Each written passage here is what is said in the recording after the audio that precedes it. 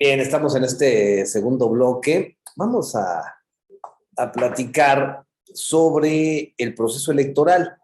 Hay una tendencia en donde pudiese ser que el sector de adultos mayores que normalmente son asiduos a acudir a la urna, pudiesen ser factor en el estado de Tamaulipas.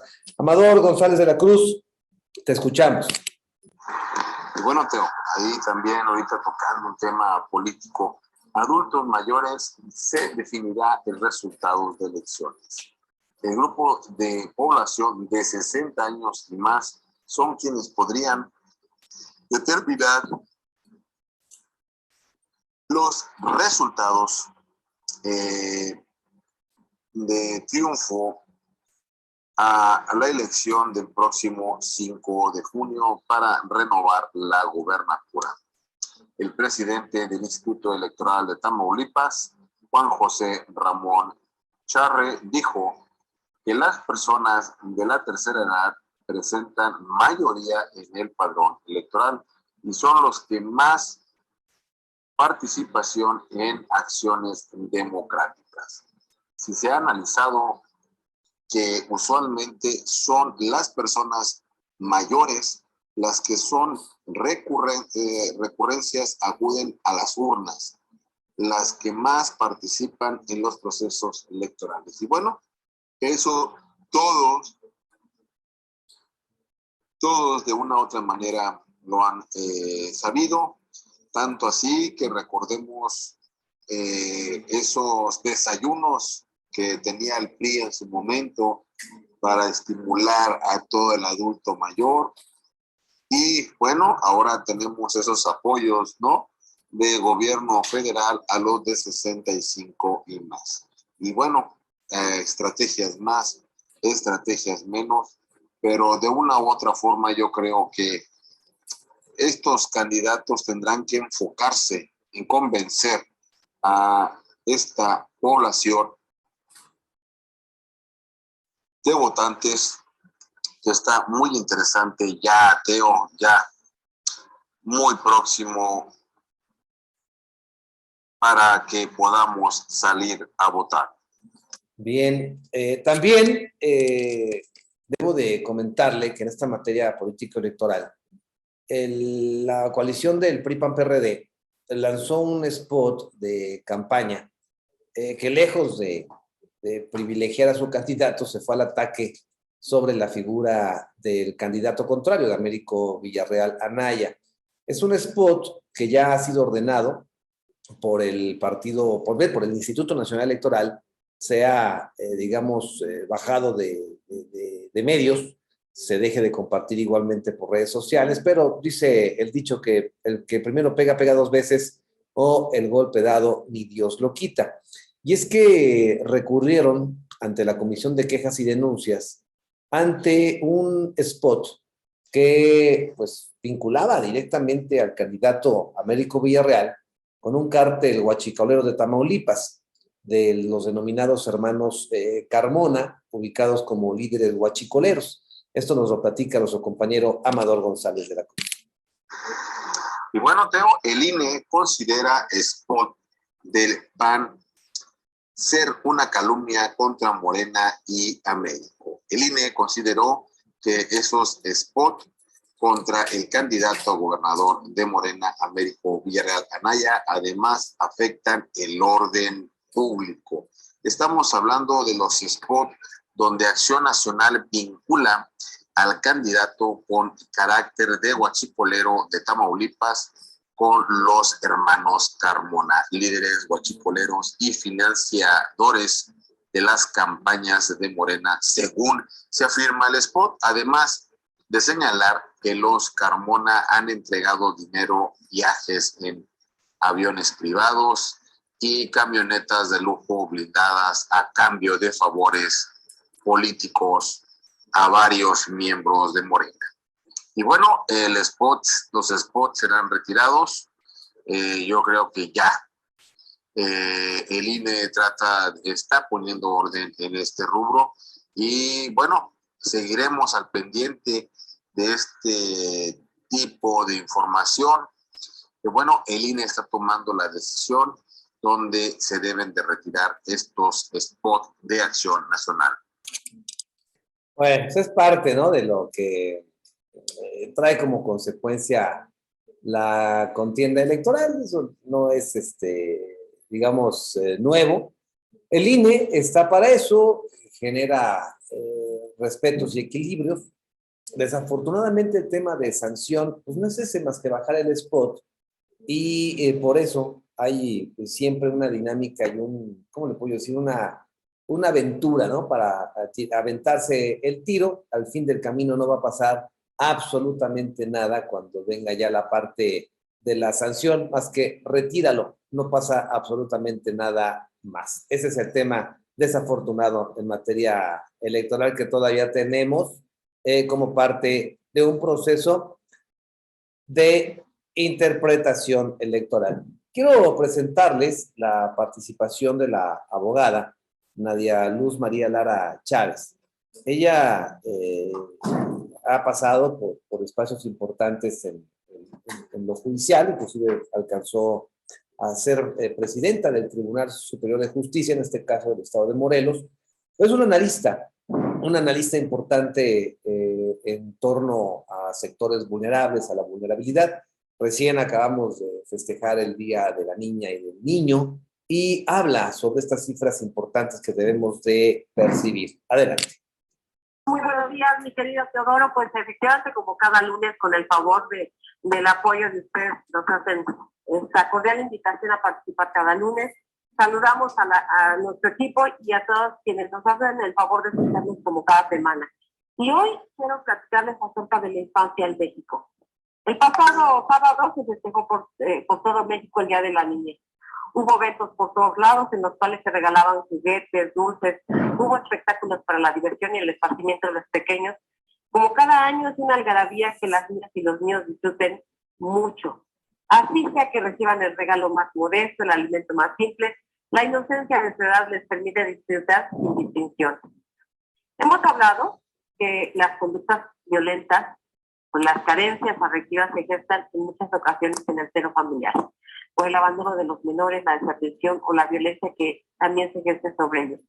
Hemos advertido que poco se aborda la situación de la niñez y cuando analizamos los datos duros que nos arroja la estadística de las instituciones oficiales, nos damos cuenta de una cruda realidad. Nos queda claro que debemos procurar ambientes sanos para los niños y niñas y debemos empezar a dejar de verlos como objetos y entender que son sujetos de derechos.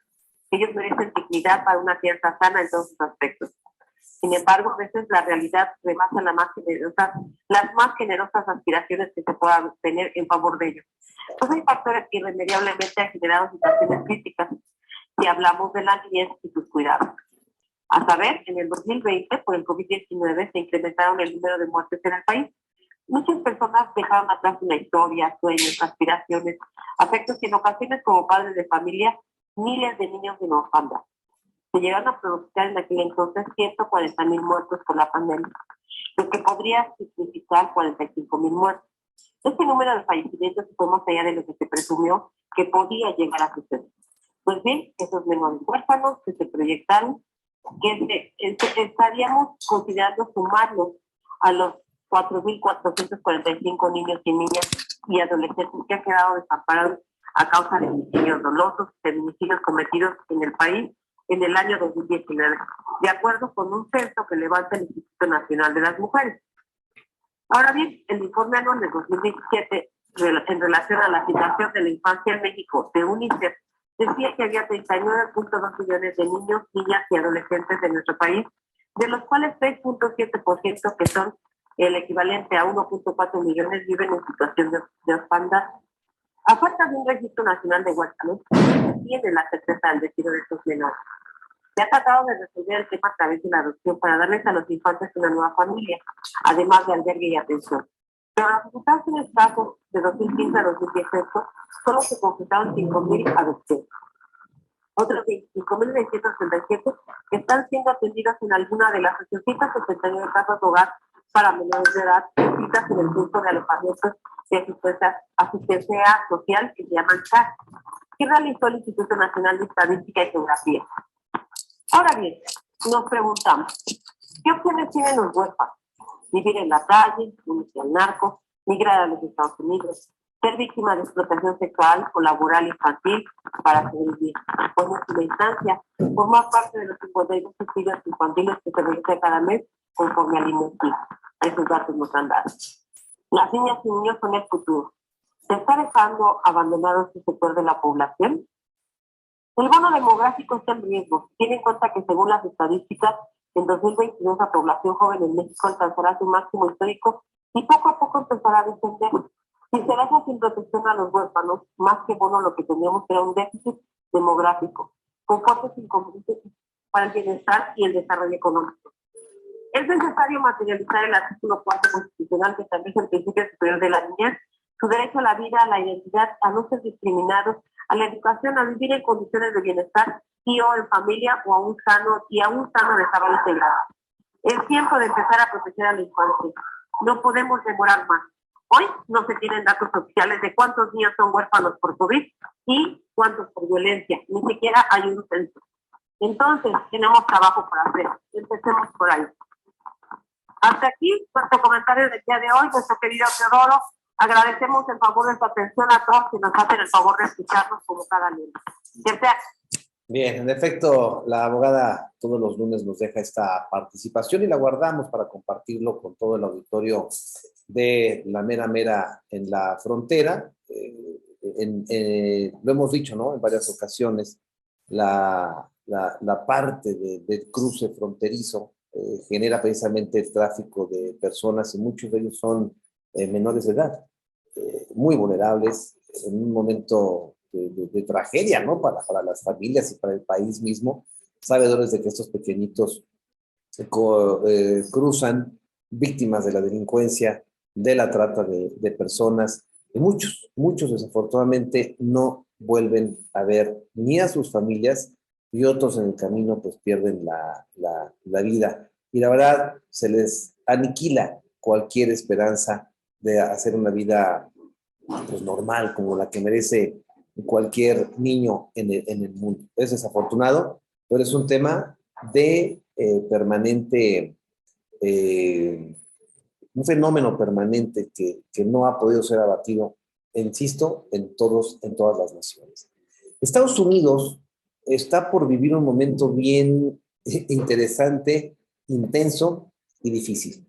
Desde 1975, el aborto en Estados Unidos, no, desde el 73, corrijo, 1973, el aborto es un derecho constitucional federal en Norteamérica.